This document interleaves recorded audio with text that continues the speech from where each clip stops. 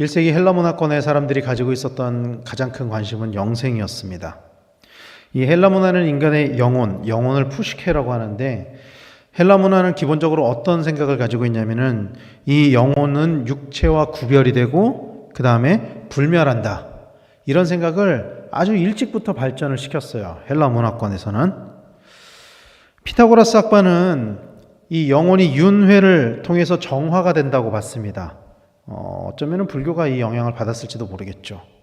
윤회를 통해서 정화가 된다고 봤고, 육체가 죽어도 영혼은 계속된다. 피타고라스 학파는 영혼을 이렇게 봤어요. 그리고 우리가 너무나도 잘 아는 플라톤은 육체는 일시적이지만 영혼은 영원히 존재하고, 죽음은 영혼이 육체로부터 해방되는 사건이다. 플라톤은 이렇게 이해를 했습니다. 특히 이런 플라톤주의는, 이 플라톤의 이런 이해는 1세기 교회에도 많은 영향을 미쳤어요. 성경에서도 그래서 죽음을 가리켜서 이렇게 말씀하고 있죠. 야고보서 2장 26절에 보면은 영혼 없는 몸이 죽은 것 같이 라고 하면서 이 플라톤적인 사상들이 1세기 헬라 문화권을 굉장히 많이 지배하고 있었다는 것을 우리가 알 수 있습니다. 그리고 이것은 성경에서도 이런 사고들의 영향을 좀 받았었던 것 같아요. 헬라 문화권에서는 그래서 일찍이 영생에 대한 철학적인 사고를 했었습니다. 그런데 이것이 기독교에서 이야기하는 영생과는 사실은 다른 개념의 영생입니다. 언뜻 보면은 비슷해 보이긴 하지만, 이 헬라 철학에서는 육체를 어떻게 보냐면은 영혼의 감옥, 또 영적 진리에 도달하는데 방해하는 요소. 헬라 철학은 기본적으로 이렇게 여겼어요, 육체를. 그래서 이 헬라 철학이 가지는 그 기독교에 미친 영향 중에 하나가 뭐냐면은, 이 헬라 철학자들은 예수 그리스도의 육신의 부활을 부정적으로 봤다라는 거예요. 왜냐하면 육신은 영혼의 감옥이고 영적 진리에 도달하는데 방해되는 요소이기 때문에 진정한 영적 도달은 언제 이루어지냐? 육신의 죽음 이후에 이루어진다는 거예요. 육신의 죽음으로 이루어진다는 거예요. 그래서 완전한 주 되시는 예수 그리스도가 육신을 입어서 이 땅에 오셨고, 그리고 그 완전함 때문에 부활하셨다라는 것이 헬라적인 사고에서는 받아들일 수가 없는 거죠. 초기 기독교의 가장 중요한 이단인 영지주의가 이런 바탕에서 생겨난 것입니다. 그런 이유로 헬라 문화권에서는 영생을 어떻게 봤냐면은 영생을 영혼의 불멸로 봤어요. 그러나 기독교 문화권에서는 영생을 부활로 보죠. 성경은 영생을 가리켜서 이렇게 말씀하고 있습니다. 요한복음 17장 3절에 영생은 곧 유일하신 참 하나님과 그가 보내신 자 예수 그리스도를 아는 것이니이다. 영생을 이렇게 명확하게 정의하고 있어요. 그가 보내신 자 예수 그리스도를 아는 것. 영생은 예수 그리스도를 아는 것입니다. 영생은 예수 그리스도를 아는 것입니다. 그렇다면 뭘 아는 거냐? 예수 그리스도를 아는 것은 예수 그리스도에 대하여 아는 것이다 라는 것과 같은 말이에요.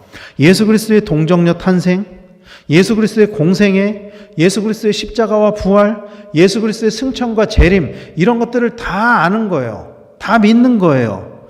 무엇보다 예수님에게 생명이 있다는 것을 아는 것입니다. 그래서 오늘 본문은 이렇게 시작을 합니다. 오늘 본문 4절 앞부분에 보면은 그 안에 생명이 있었으니, 이렇게 시작을 합니다. 여기서 그는 말씀이신 예수 그리스도를 나타내는 것이죠. 그리고 생명으로 쓰여진 헬라어 조에, 이것은 생애 혹은 삶의 방식, 이렇게 쓰여지는 단어가 아니에요.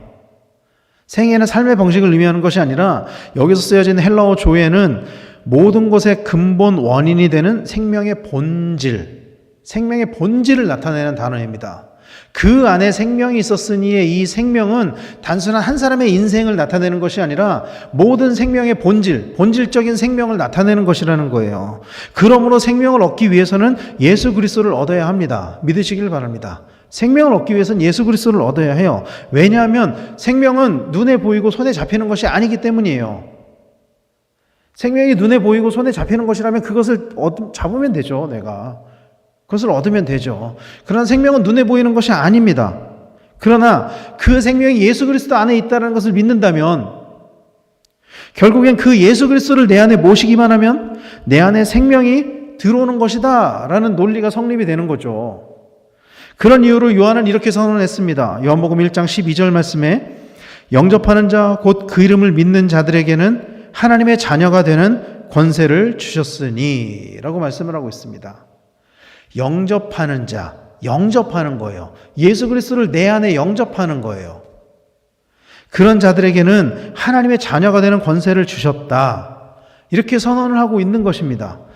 왜? 예수 그리스도 안에 생명이 있기 때문에 그 생명을 내가 얻기만 하면, 그 생명을 내가 영접하면 곧 하나님의 자녀가 되는 권세를 얻고 영생을 얻게 된다. 이것은 곧 내 안에 주님을 모시고 주님이 나의 주인이 되는 것을 의미하는 것이죠. 내 안에 주님을 모시고 그것은 곧 주님이 나의 주인이 되는 것, 그것을 의미하는 것이라는 겁니다. 그러나 모든 사람이 다 그렇게 예수님을 영접하는 것은 아니죠. 처음 사람은 태어날 때 예수님이 없는 채로 생명이 없이 태어나서 살아갑니다. 생명이 없는 채로 살아가요. 그래서 에베소서에서도 우리의 상태를 가리켜서 죽었던 너희를 살리셨도다. 죽었던 너희를 살리셨도다. 이렇게 말씀을 하고 있거든요. 죽을 뻔했던, 죽을 수밖에 없었던이 아니라 죽었던 너희를 살리셨도다.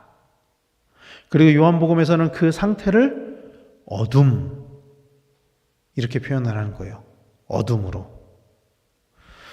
어둠 속에 있는 우리에게 생명을 주시는 분을 그래서 오늘 본문에서는 빛이라고 말씀을 하고 있는 것이죠.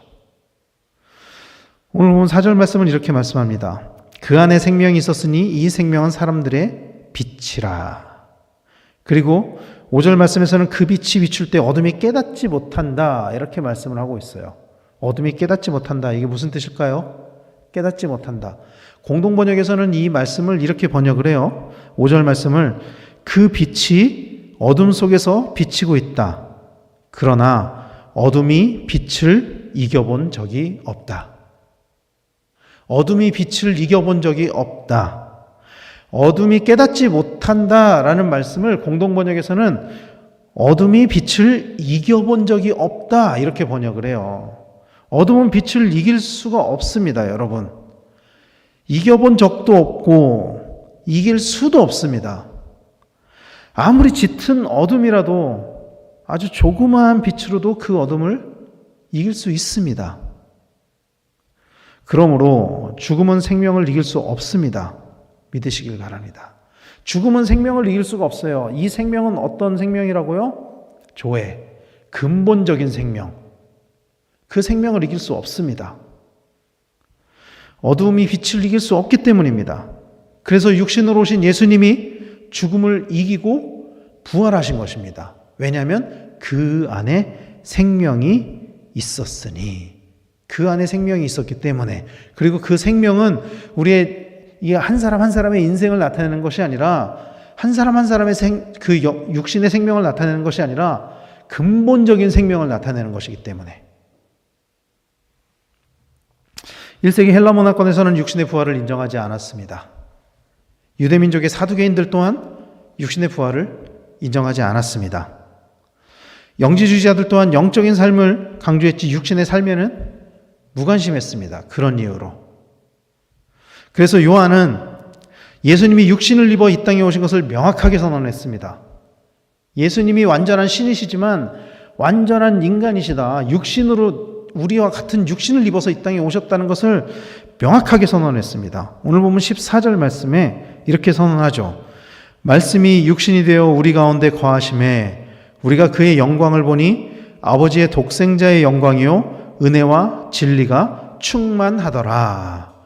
말씀이 육신이 되어 우리 가운데 거하심에, 여기서 말씀이 누구죠? 예수 그리스도.